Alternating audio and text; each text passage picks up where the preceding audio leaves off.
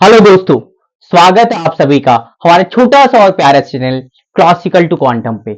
आज इस वीडियो में हम लोग जे एडवांस का दो सवाल करेंगे। ठीक है, एक 2013 का और एक 2018 का। कौन से चैप्टर से? एटम्स एंड न्यूक्लियाई से। ये एक इंपॉर्टेंट चैप्टर है जहां से सवाल हर एक साल जेई मेंस और जे एडवांस में आता है। ठीक है, तो चलिए हम लोग देखते हैं। In a radioactive decay chain, thorium nucleus decays to lead nucleus. Let n alpha and n beta with the number of alpha and beta minus particles respectively emitted in this decay process. Which of the following statements is are true? अच्छा, एक से ज्यादा option इसका हो सकता है, is are बोला है। ठीक है, तो मल्टीपल करेक्ट वाला है। तो सबसे पहले हम कंसेप्ट बता देता हूं। ठीक है, अल्फा पार्टिकल निकलता है तो मास नंबर कितना से बढ़ता है, घटता है। बीटा पार्टिकल निकलता है तो क्या होता है? तो बीटा पार्टिकल दो तरह का, एक प्लस वाला होता है, एक माइनस वाला, दोनों बता देता हूं। ठीक है, अच्छा लिख लीजिएगा। मान लीजिए एक्स एक एलिमेंट है, इसका मास नंबर ए है, एटॉमिक नंबर जेड है। एक से बन गया वाई, इसका मास नंबर जो होगा, अगर मान लीजिए यहाँ पर अल्फा पार्टिकल निकला है तो इसका मास नंबर 4 से घट जाता है, ए माइनस 4, और एटॉमिक नंबर 2 से घट जाता है। ठीक है, मैं फिर से एक बार बोल रहा हूं कि अगर कोई भी पार्टिकल से वहां से अल्फा पार्टिकल निकल रहा है तो उसका मास नंबर 4 से घट जाएगा और एटॉमिक नंबर 2 से घट जाएगा। ठीक है, अच्छा अब बीटा पे आते हैं। मान लीजिए यहाँ पर एम है, एन, ठीक है, ए है, मान लीजिए जेड है।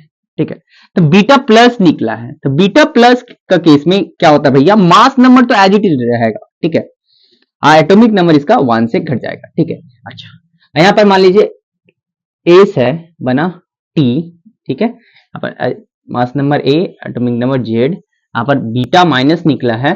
ठीक है, तो यहाँ पर आपका होगा ए का ए ही रह जाएगा, जेड प्लस हो जाएगा। ठीक है, तो दोनों केस में देखिए बीटा दो तरह का, एक प्लस वाला एक माइनस वाला, दोनों केस में देखिए मास नंबर में कोई चेंजेस नहीं आया, सिर्फ और सिर्फ एटॉमिक नंबर में चेंजेस आया। एक में -1 हो गया, एक में +1 हो गया। देखिए जब बीटा प्लस निकल रहा है तो उसका उल्टा कर दीजिए, एटॉमिक नंबर में -1 कर दीजिए। अब बीटा माइनस निकले तो एटॉमिक नंबर में +1 कर दीजिए। ठीक है, बस यही कंसेप्ट लगा के इस क्वेश्चन को सॉल्व करना है। ठीक है, इजी ही था सवाल। देखिए थोरियम से चलेंगे 232, यहाँ पर कितना है 90, तो यहाँ पर पीवी कितना है 212 और नीचे कितना है 82।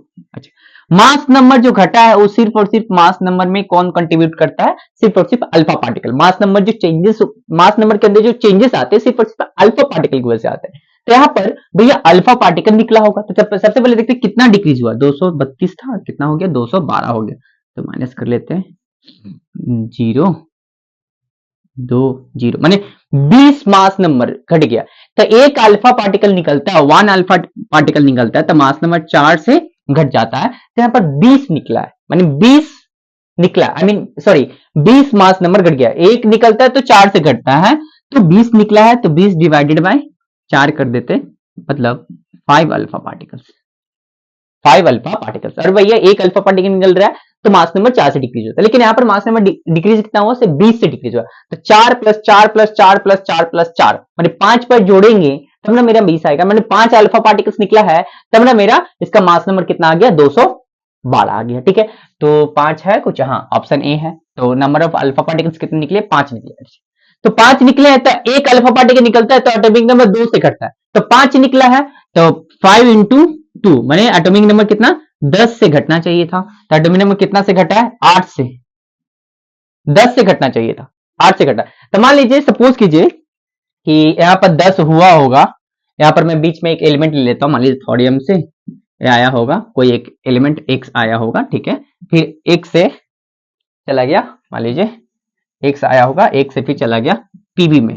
ठीक है, तो सपोज कीजिए, मान लीजिए यहाँ पर कितना था 232 है ना, तो यहाँ पर 212 आया होगा, और यहाँ पर 10 घटा है ना, तो यहाँ पर 80 आया होगा। ठीक है, अब इसका एटॉमिक नंबर को क्या करना है, 2 से बढ़ा है। ठीक है, यहाँ पर 5 अल्फा पार्टिकल निकला ना भैया, तो मास नंबर मेरा 20 से घट गया, एटॉमिक नंबर 10 से घट गया। ठीक है, 80। अब देखिए एटॉमिक नंबर को 2 से और बढ़ाना है, 2 से बढ़ाना है, तो एटॉमिक नंबर कौन बढ़ाता है, beta plus, sorry beta minus. तो कितना बढ़ाना है, 2 से बढ़ाना है। एक बीटा माइनस निकालेंगे तो 1 से बढ़ेगा, 2 निकालेंगे तो 2 से बढ़ेगा, तो यहाँ पर कितना चाहिए 82, मतलब 2 बीटा माइनस निकला होगा। ठीक है, तो बीटा माइनस कितना हो जाएगा, एन बीटा सी होगा। ठीक है, एकदम सीधे सीधे सवाल पूछा था, बस आपको बस ये कंसेप्ट पता होना चाहिए था, उसके बाद ये सवाल तो ऐसे ही बन जाता। ठीक है, चलिए अगले सवाल की तरफ बढ़ते हैं, वो भी मल्टीपल करेक्ट ही है, वो 2013 में आया था।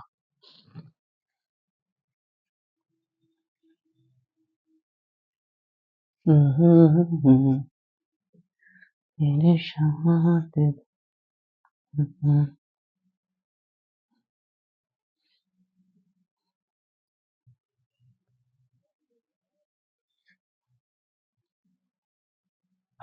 चलिए भैया देखते हैं क्या है सवाल। The radius of the orbit of an electron in a hydrogen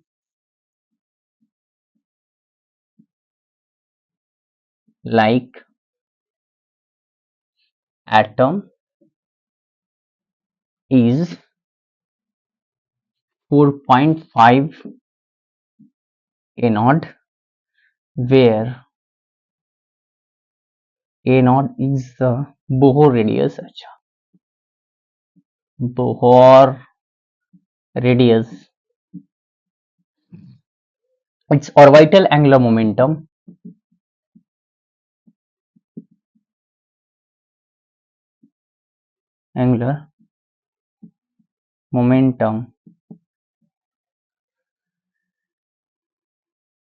is 3h by 2 pi. It is given that h is Planck constant, r is Rydberg constant, h Planck constant है, ठीक है, constant, और r आपका Rydberg constant है।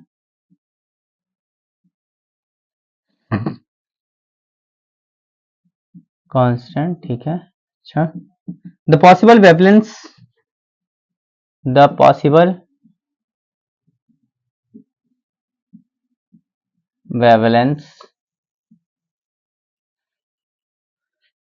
when the atom d excites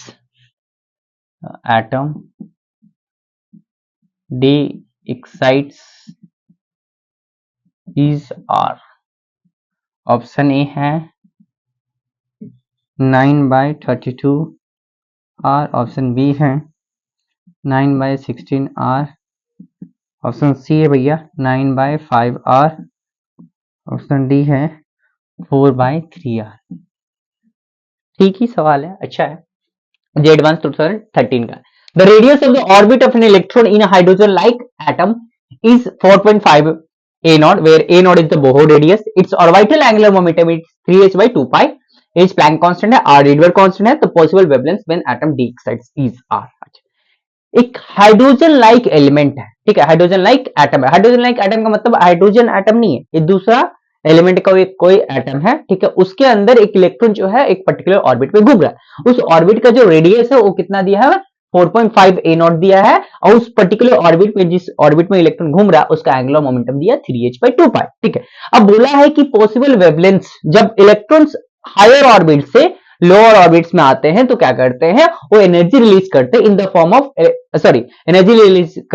form of radiation. उस radiation का particular wavelength होता है। तो क्या क्या पॉसिबल यहां पर वेवलेंथ हो सकता है, ठीक है। मैं फिर से एक कहानी बताता हूँ। क्या होता है जब इलेक्ट्रॉन्स एनर्जी लेकर लोअर ऑर्बिट से हायर ऑर्बिट में जाते हैं तो within 10⁻⁸ second higher orbit से लोअर ऑर्बिट में आ जाते हैं। तो जो एनर्जी वो लेकर गया उतना एनर्जी उसको रिलीज करना पड़ता है। तो जब वो एनर्जी रिलीज करता है तो in the form of radiation release करता है, तो उस रेडिएशन का एक पर्टिकुलर वेवलेंथ होता है, ठीक है।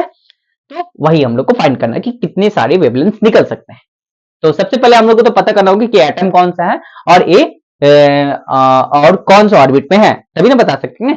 तो कैसे करेंगे, अच्छा देखिए, सपोज कीजिए एक एटम है, ठीक है। तो इसका रेडियस का जो फॉर्मूला होता है आर एन एथ, वो क्या होता है n² h²ε0/πm z² अच्छा, जो मेरा बोहर रेडियस होता है कब होता है, एन का वैल्यू 1 पुट कर दीजिए और जेड का वैल्यू 1 पुट कर दीजिए तो बोहर रेडियस मिल जाएगा, जिसको ए नॉट से नोट करते हैं। ए नॉट जो आएगा, एन का वैल्यू 1 पुट करेंगे तो 1 का स्क्वायर 1 ही होगा, तो h²ε0/π, जेड का वैल्यू 1 है, πm e², ठीक है। तो ये बोहर रेडियस है, ठीक है। तो इसको मैं आर एन एथ को बोहर रेडियस के टर्म्स में लिखना चाहूं, आर एन एथ लिखना चाहूं तो देखिए n² h² ε0/πm z E square, अच्छा एन स्क्वायर को साइड कर लेते हैं, एच को साइड कर लेते हैं, अच्छा into H square epsilon naught by pi M E का स्क्वायर, ए क्या है, यही तो बहुत रेडिएशन है भैया, तो इसको मैं लिख लेता हूं N square Z into A naught R N H,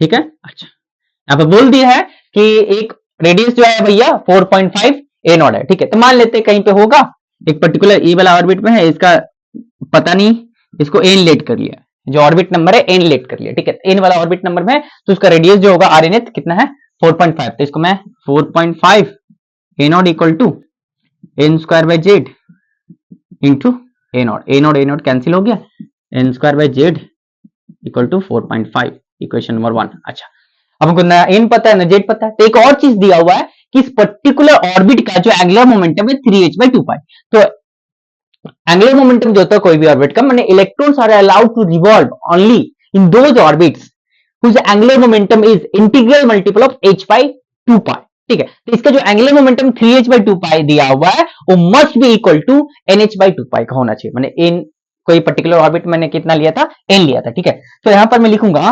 3h/2π must be equal to n into h/2π, माने nh/2π का इंटीग्रल मल्टीपल होना चाहिए, ठीक है। तो यहाँ पर n का n क्या है मेरा, एक्चुअली n ऑर्बिट नंबर होता है, ठीक है। तो h/2π कैंसिल किया, n का वैल्यू कितना आ गया 3, कौन सा ऑर्बिट नंबर में है, तीसरा वाला में है, ठीक है। अब z का वैल्यू चाहिए, कौन सा एटम है, ठीक है, तो वो वाला इक्वेशन में पुट करके ले आएंगे, ठीक है। देखिए यहाँ पर n square by Z equal to 4.5 है, अच्छा n का वैल्यू कितना है 3, तो ऊपर में 3 इंटू 3, जेड 4.5 को नीचे ले आते हैं और जेड इधर लेके चले जाते हैं, पॉइंट हटाया तो ऊपर में कितना हो गया 10, तो 5 2 जा 10, 5 9 जा 45, 3 3 जा 9, 3 3 जा 9, जेड का वैल्यू कितना आ गया 2, जेड का वैल्यू कितना आ गया 2, ठीक है। अच्छा जेड का वैल्यू 2 आएगा, यस जेड का वैल्यू कितना आ गया 2 आ गया, एटॉमिक नंबर कितना है इसका 2, एन कितना है 3। अब देखिए ऑर्बिट नंबर तीसरा में है तो क्या क्या पॉसिबल इसका ट्रांजिशन हो सकता है, देखिए थर्ड में है ना भैया, इसको एन इक्वल टू 3 बना लेते हैं, फिर एन इक्वल टू 2 और फिर N equal to 1 ground state, तो थर्ड से डायरेक्ट 1 में आ सकता है, थर्ड से डायरेक्ट 1 में आ सकता है, बट थर्ड से 2 में आ सकता है, ठीक है। थर्ड से डायरेक्ट 1 में आप जंप कर सकते हैं, बट थर्ड से डायरेक्ट आप 2 में आ सकते हैं, बट 2 से आप 1 में आ सकते हैं। तो 3 पॉसिबल ट्रांजिशन हो रहा है, तो 3 तरह का वेवलेंथ यहाँ पर निकलेगा, चेक करते हैं कौन कौन सा वेवलेंथ से मैच करता है, ठीक है। तो यहाँ पर जेड का वैल्यू तो 2 लिख लेता हूं, ठीक है। तो वेवलेंथ का जो फॉर्मूला होता है वो लगाएंगे हम,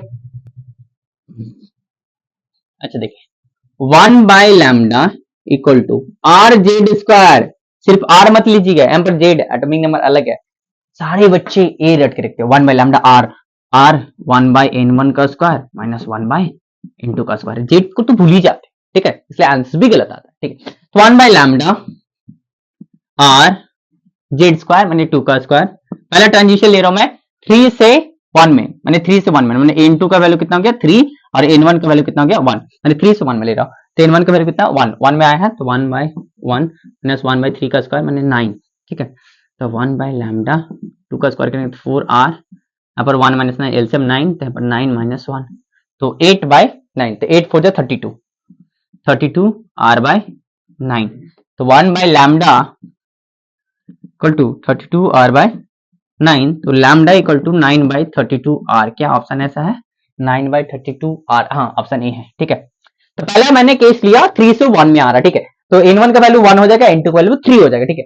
तो 9 माइनस 1 8, 8 4 जा 32, 32 r बाय 9, ठीक है, तो लैम्डा इक्वल टू 9 बाय 32। अब मैं चेक करूंगा 3 से 2 वाला, 3 से 2 वाला चेक करूंगा, ठीक है। चलिए यहाँ पर मिटा रहा हूं, इसी को मैं कर दूंगा 3 से 2, अब फिर 2 से 1 वाला चेक करूंगा, ऑप्शन ए तो मैच कर दिया, 1 बाय लैम्डा आर 2 का स्क्वायर, ठीक है, ये तो हमेशा होगा 1 बाय, यहाँ पर 3 से 2 में आ रहा है तो 2 का 3 से 2, तो 3 n2 का वैल्यू 3 और n1 का वैल्यू कितना हो जाएगा 2।